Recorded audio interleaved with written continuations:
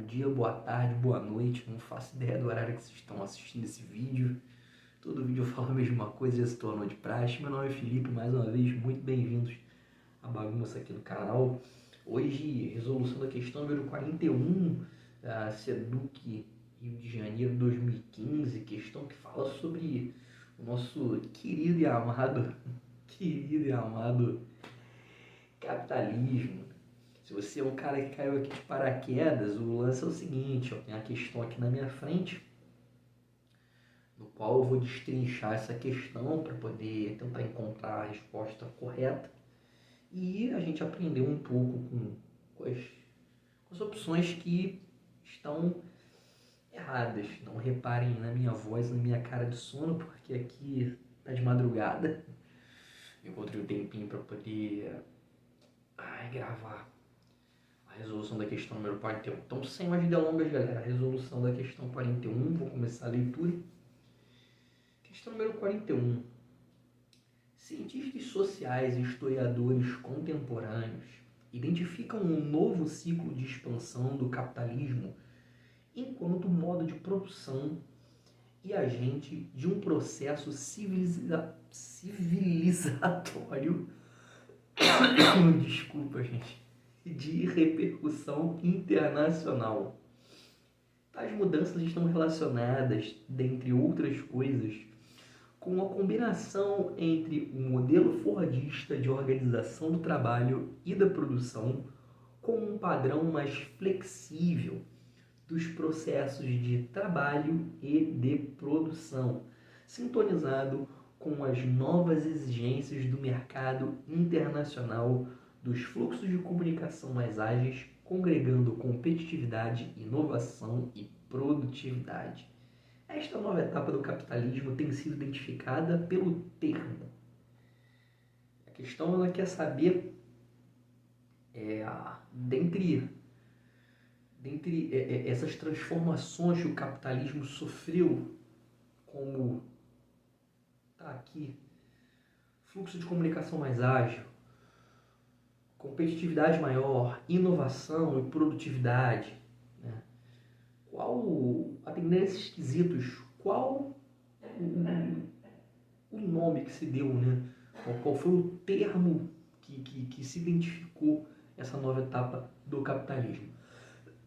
E as 5 opções são: opção A, o capitalismo livre concorrencial; opção B, globalização; opção C, capitalismo industrial; opção D, capitalismo de Estado; e opção E, o mercantilismo. Rapaziada, antes de ir analisar opção por opção, eu separei aqui na minha colinha um resuminho sobre dois pontos que apareceram na questão que pode ajudar bastante a solucionar, que é falar um pouco sobre o modelo. A madrugada tá me deixando terrível, é o sono. O modelo fordista de organização do trabalho e produção e o tal do padrão flexível nos processos de trabalho e produção. Começando pelo modelo fordista, ele foi desenvolvido por um cara chamado Henry Ford, ou Henry Ford, para os letrados dos Ingres da vida. E foi um tipo de produção em massa que revolucionou a indústria do século XX. Ele se caracterizava bastante pela divisão do trabalho em tarefas especializadas, né? Específicas e repetitivas, cara. A parada era linha de produção. Eram tarefas específicas, repetidas, linha de produção, eficiência. Padronização é o termo que eu acho que mais se aproxima da definição do modelo fordista, né? Padronização dos produtos e a ênfase também em redução de custos. Então o lance dos caras era padronizar o modelo de produção e reduzir custo. E fazer dessa padronização uma parada em massa, né? Produzir mais a menos custo com um padrão. Foi um modelo que deu super certo. na indústria do século XX. E o tal do padrão flexível dos processos de trabalho é um pouco diferente do modelo fordista, né? Os avanços tecnológicos, a globalização e as rápidas mudanças nas demandas do mercado acabaram levando as empresas a adotar abordagens mais flexíveis no processo de trabalho e de produção. Totalmente diferente do modelo fordista, que era aquela parada retona, produzir ali, naquele padrão repetitivo, reduzir custo. Desculpa, gente, não. Nesse padrão flexível, as empresas foram obrigadas a se reinventar. Isso acabou implicando numa adaptabilidade maior, numa maior capacidade de resposta rápida às mudanças. Uma espécie de personalização dos produtos. E o uso das tecnologias digitais colaboraram bastante, né, para esse novo tipo de abordagem entre equipes também multidisciplinares. Então, ou seja, são dois pontos que são maneiras de se trabalhar bem diferentes. E eu acho que isso pode ajudar a resolver a questão. A propósito, se vocês estiverem a fim de resolver a questão, dá uma pausazinha no vídeo. Tenta resolver aqui, ó, em 3, 2, 1. Pausa, tosse, a pausa para resolver a questão acabada. Vou analisar a opção A, o capitalismo livre concorrencial. É um sistema econômico baseado na propriedade privada nos meios de produção e na livre troca de bens, também de serviços, entre os agentes econômicos, né? entre o comprador e o vendedor. Nesse sistema, os preços eles são determinados pela oferta e pela demanda. E as decisões econômicas são tomadas pelos indivíduos e pelas empresas, né, com base nos próprios interesses que eles têm. As empresas elas competem entre si para atrair os clientes e maximizar os lucros. Essa competição ela é considerada um mecanismo fundamental para a eficiência, né, do capitalismo livre concorrencial. Acaba se incentivando também a inovação e a garantir uma maior eficiência dos recursos que vão ser empregados, né, nos processos de produção, de compra, de venda. Bom, sinceramente, apesar dessa parte da competição acabar impulsionando novas iniciativas, o capitalismo livre concorrencial não bate muito com o que a questão está pedindo. A questão fala de um sistema mais flexível, mais adaptativo, né? E bom, o capitalismo livre concorrencial ele não atende todas as exigências que a questão pede. Então, galera, ó, já pode cortar a opção A porque não é ela. Opção B, a globalização, termo da moda, né?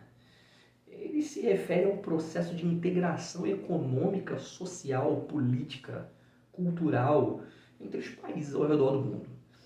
Ele envolve conexão de muitas nações diferentes, resultando numa interação crescente, né, e uma troca de informação, bens, serviços, né, tecnologia também, e, ideias, cara, numa escala global. Vários países de diferentes partes do planeta tão integrados, né, e acaba gerando toda essa troca de informação. A globalização tem sido impulsionada por avanços nas áreas de transporte, comunicação, tecnologia. E, a nossa querida internet, que é o meio de comunicação que este ser sonolento vos fala, é um dos mecanismos mais utilizados na globalização, no modo geral. No contexto econômico, a globalização ela se manifesta através da abertura das fronteiras comerciais, redução de barreiras tarifárias e expansão das cadeias de produção e na distribuição global, né? Na distribuição de produtos por todo o planeta. Empresas multinacionais elas se estabelecem em diferentes países e acabam buscando vantagens com custo de produção mais baixo. Pô, globalização é uma opção interessante. Se a gente for analisar o que a globalização representa no contexto econômico, bate pra caramba com o que a questão está pedindo, né? A gente volta aqui na questão e já bota aqui, ó. Tá aqui, ó, deixa eu ler. Padrão mais flexível dos processos de trabalho, sintonizando com as novas exigências do mercado internacional, dos fluxos de comunicação mais ágeis, congregando competitividade, inovação e produtividade. Pô, não vamos descartar a globalização, mas também não vamos cravar que é a opção certa. Vamos pular a opção C, o capitalismo industrial, que é um sistema econômico baseado na propriedade privada também dos meios de produção, assim como o capitalismo livre concorrencial, e acredito que os demais capitalismos. Eles buscam lucro por meio de produção em larga escala. Ele emergiu durante a Revolução Industrial, no século XVIII, e acabou se tornando dominante em quase todos os países do Ocidente. As empresas elas buscam maximizar os lucros produzindo tanto bens quanto serviços para vender no mercado, produção em larga escala. E é também a principal característica desse sistema. Assim, permite a redução de custos e o aumento da eficiência. Pô, ligado bastante o capitalismo industrial ao modelo fordista. É aquela produção em larga escala, redução de custo, aumentar a eficiência, produção repetitiva. Vai totalmente de contramão o que a questão pede. Então a opção C também, ó. Errada, ó. Vapo, Gerson do Flamengo, não. Opção D, o capitalismo de Estado. Cara, nesse sistema, o Estado ele pode exercer o controle direto sobre as empresas estatais, possuindo total propriedade sobre elas. O Estado manda. O nome já diz, empresas estatais, então o Estado manda e desmanda nelas.